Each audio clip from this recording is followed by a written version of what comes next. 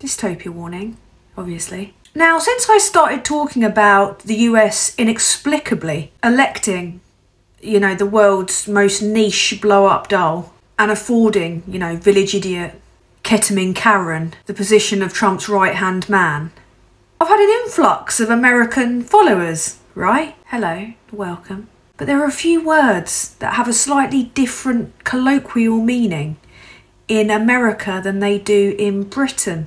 I'll give you an example. This is a comment that I got the other day that said, and I quote, I love this British lady's spunk. And another comment that said, hey lady, you're full of spunk. This really isn't going to help the OnlyFans rumours, is it? My mum reading through my YouTube comments saying, why are they all saying that you're full of spunk? Do you want to know what this means in British, dear American followers? This is what it means in American, you know, full of courage and spirit. What does it mean in England? Yeah, it's a vulgar slang word for jizz or semen. Yeah, so thank you. It means a lot. Anyway, on a more serious note, we appear to be balls deep in an information war. After 14 years of Tory hell, a deadly pandemic that swept the world, whilst that anus was telling people to inject bleach, and that bellend was endorsing people taking wormer. With towns being wiped out by ferocious floods as the reality of climate change hits us hard, but everyone's in full don't look up mode. The Americans thought, you know what? Do you know what will make this better? I've got an idea. Now the right wing here aren't much better, to put it mildly. They did a little petition, didn't they? Though they should be praised, actually, considering they're a bunch of people that I wouldn't trust with a crayon for fear that they'd nibble them. So the fact that they can fill in, a form for a bunch of people whose collective IQ barely reaches the threshold of the average winter's day temperature in London. It's quite the achievement, isn't it? Except this petition with a couple of million signatures calling for a general election after 4 months of a Labour government was signed by people from over 184 countries. It was riddled with bot activity and had all the hallmarks of an interference operation. And yes, of course, the usual fake patriots were happily promoting it. No irony whatsoever in the fact that the Rejoin the EU petition reached 6 million. And they claimed that any investigation into the lies and the fraud associated with Brexit was undemocratic, yet that badly varnished seaside ventriloquist dummy is more than happy to push a petition to try and unseat an elected government after 4 months in office. 4 months into a 5-year term. Although interestingly, a lot of the bots doing his bidding are referring to Labour having a 4-year term, but that's American. Ooh, wonder why they're doing that.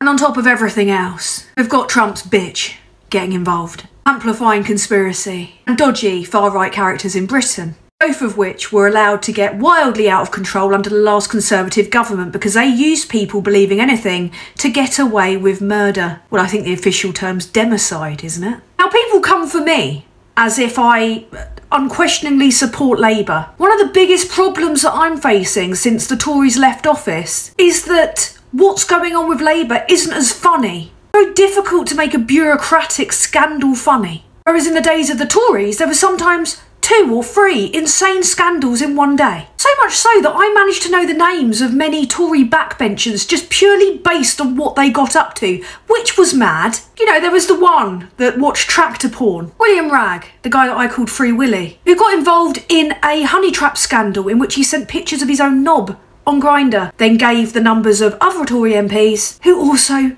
sent their knobs on Grindr. There was the milk tray sex pest, in no way linked to the MP that got kicked out of a brothel at 4 AM, naked. Then there was our Warburton, right? The guy who decided to sniff a load of Charlie Sheen off a baking tray. That's one way to lose money hand over fist, isn't it? But my personal favourite was Mark Menzies. What did Mark do? Got held hostage and called an elderly constituency volunteer in the middle of the night asking for money to give to the bad people. No, not just that, no, he got involved with a Brazilian teenage escort. He was here illegally and had been refused access to Britain 3 times, oh the irony, who he got to buy him drugs, allegedly. An MP who, all the same guy, who kicked off at the proms and was accused of poking people, but blamed it on over-enthusiastic flag waving. And finally, the pièce de résistance. He got a dog fucking pissed. What have we had from 4 months of Labour that could possibly even trump that? I have very little to work with. There are speculative pieces over donors and their links to, you know, offshore companies. Peter Gagan has released a piece about concerns that Mandelson is going to lobby. Not quite comparable to doing shots with canines, kidnappings and gacked up Tory MPs getting chucked out of brothels, is it?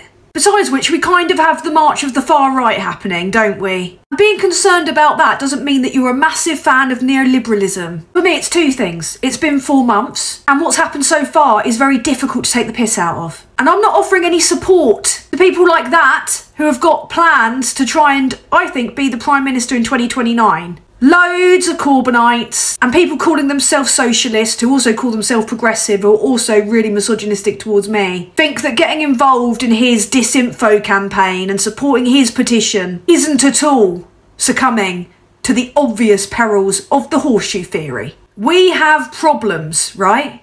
Bigger than arguably even our own government can deal with, and that's something to criticise them for. The fact that they're turning up with a banana to the gunfight and ignoring the war that's already taking place from multiple fronts on Britain as we speak. He's partly behind it, a bunch of other people that want us destabilised behind it. Mind you, think it might be a better idea, Starmer, to focus on corporations instead of kicking welfare claimants when they're down and doing op-eds for the Mail, as if chucking a bit of red meat out is going to help matters when we're already recovering from years of culture wars. The Mail isn't going to be your mate.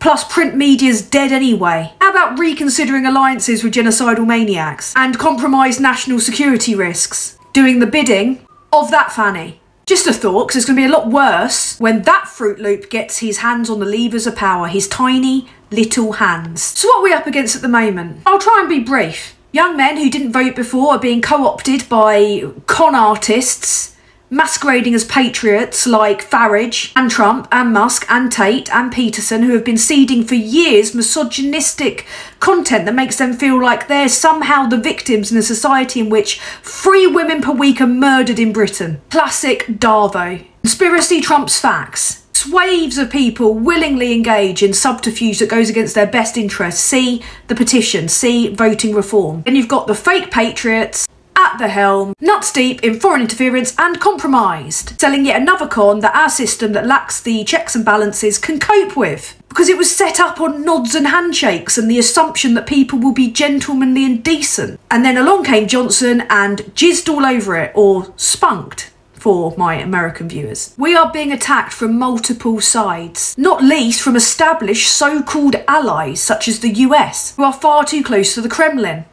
Elon Musk likes a little phone call with old Vlad, doesn't he? There's a new axis of evil. We're vulnerable, even more vulnerable, with Ketamine Karen getting his weird incel fingers all in our democracy.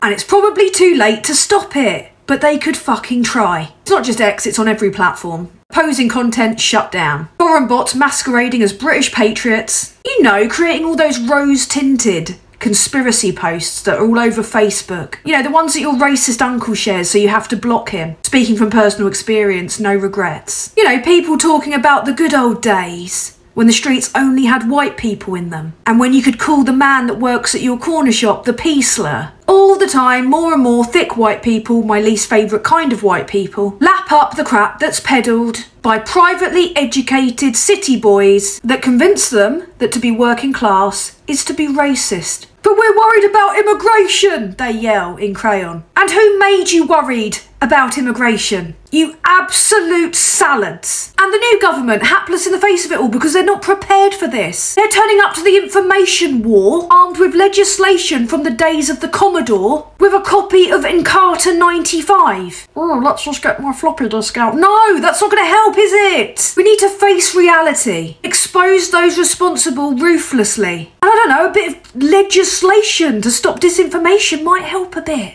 Though it's like trying to plug a flood at this point, frankly. All bets are off, even with immediate decisive action. Selling your soul to the Daily Mail isn't going to help. Sitting on your hands as the world burns won't help. Letting the US Republican Party bend us over a barrel won't help. Doing nothing about the rise of right-wing extremism won't help. Now it's up to us, I think, to fight dirty now. I mean like us. Counter-strikes, a fight back. Because we've got swathes of people radicalised, more every day, and a government that's frankly not doing anywhere near enough to stop it. That's what you should be criticising Labour for. Not signing a petition created by Reform to undermine the public trust in politics. And I don't know, countering the people who are claiming that being racist or homophobic or misogynistic are British values. They're not. And they're especially not the values of working class people. Too many people given a microphone when they should be told to shut the fuck up. Make racists afraid again. Make misogynists afraid for once in their lives. Just a bit of advice for my women out there. Tool up. Learn a bit of backstreet Krav Maga. Anyway, until next time, don't have nightmares.